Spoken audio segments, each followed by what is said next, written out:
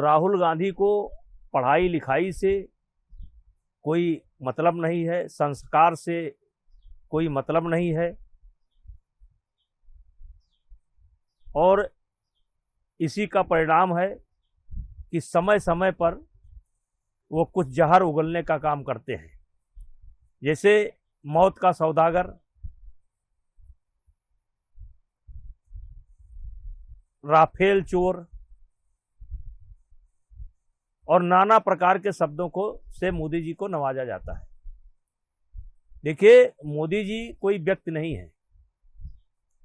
मोदी जी इस समय देश के प्रधानमंत्री हैं, और प्रधानमंत्री की मां की आलोचना करना कहीं न कहीं देश की समस्त जो माताएं हैं, बहनें हैं, नारी समाज है, उसका आप अपमान कर रहे हैं।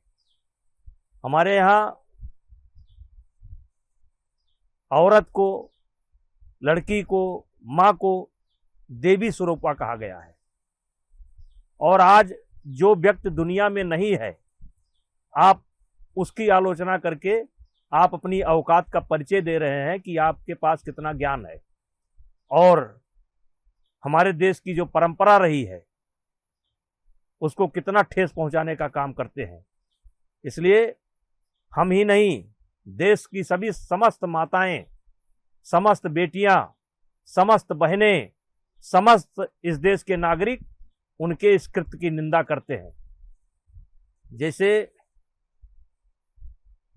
कहा गया है कि यदि आप चाहते हैं कि लोग आपके साथ अच्छा व्यवहार करें, तो आपको लोगों के प्रति भी अच्छा व्यवहार करना चाहिए। भाषा की एक मर्यादा है, उस मर्यादा का ध्यान रखना चाहिए। और ये इसलिए हो रहा है कि पढ़ाई लिखाई से देश का जो हमारा संस्कार रहा है, देश की जो हमारी परंपरा रही है, उससे राहुल गांधी का कोई लेना देना नहीं है, और इसलिए वो ऐसी भाषा का प्रयोग करते हैं। हाँ, ये सत्य है कि ऐसी भाषा का कोई जब प्रयोग करता है तो ताली बड़ी जोर से बजती है। तो जब जब